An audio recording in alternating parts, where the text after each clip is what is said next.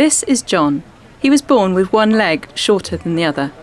Following multiple operations and after suffering lifelong chronic pain, he opted to have his lower leg amputated in 2017. Over the last 2 years, John has been working with researchers at the University of Bath on a new approach to make a custom-fitted liner for his prosthetic leg. This liner fits him perfectly, making the prosthetic more comfortable to use and helping John to get back to enjoying an active life.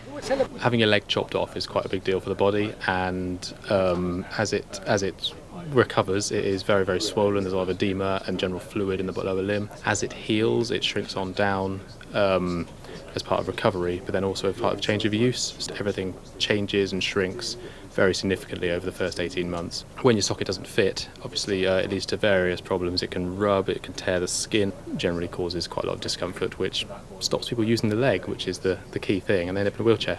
The researchers at CAMRA, the university's Motion Analysis Centre, first use a laser scanner to create a 3D image of John's limb stump.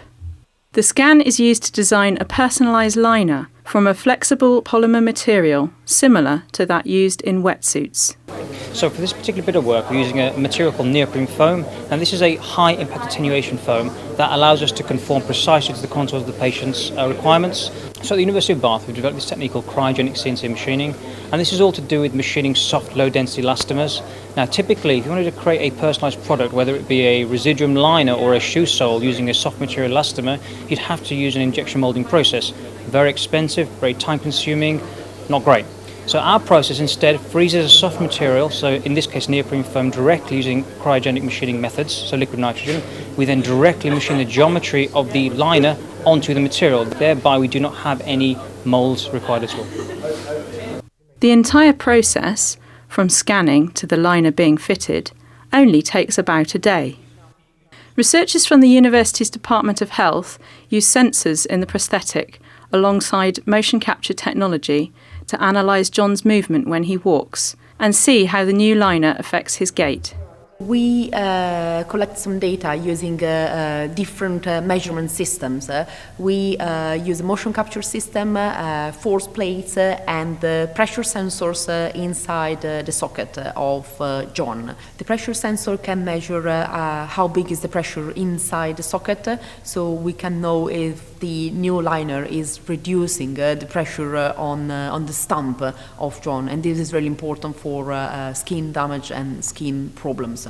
Ideally, we would like to have a liner for all the amputees, especially in the first phase after the amputation, because this is a very critical phase where the stump is continuously changing, and they need to wear a prosthesis, they need to walk, they need to do all the kind of daily life activities, and if they have a good fitting, then it's fine for them.